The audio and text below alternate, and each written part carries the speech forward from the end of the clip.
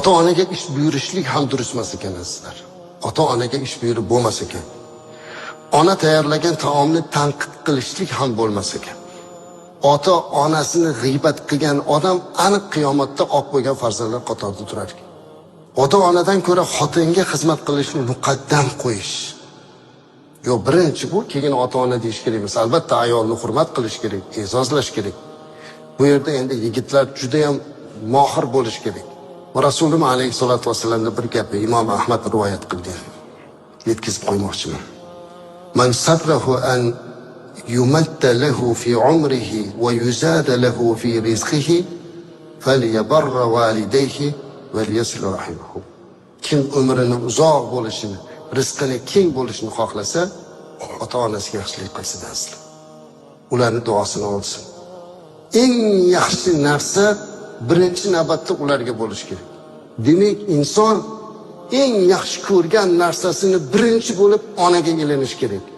Ey birodarlar, kichkinagina 5 yashar bolangiz bir narsa yegisi kelsa, har qancha charchagan bo'lsangiz ham bozorga borib olib kelasiz. Lekin biror marta onam nimani xohlayapti deb so'ramaysiz. So'ramaysiz. Ona hech qachon aytmaydi. Yetgan taomini bolamga deydi. Onalarda bitta gapi bor. Doim qorni to'q. Alloh rahmat qilsin, men onamni eslasam yig'lagim keladi. Hamisha qorni to'q edi. Ovqat yesam, "Yo'q bolam, men to'qman" deydi. Sen ye. Bir shirin taom, meva-cheva bo'lsa ham, "Yo'q, men yeganman" deydi. Yemagan bo'ladi. Biz ham sodda, "Ha, endi shunaqa ekan" deb yeyoribmiz. Hozir aytaman, olovni yemaymanmi, o'shani yeguncha deysizda, keyin o'tib ketgandan keyin. Keyin topa olmaysiz. O'ylab qarasangiz, onangiz o'sha narsani yemagan bo'lib chiqadi. Lekin har qancha charchab kelsangiz ham kichkinagina qizchangiz nega qand olib kelmadingiz desa, chiqib borib olib kelasiz. Biror marta bo'lsa ham onadan so'raysiz. Yoshlar o'tiribsiz. Deb sizlarga iltimosim, nasihatim.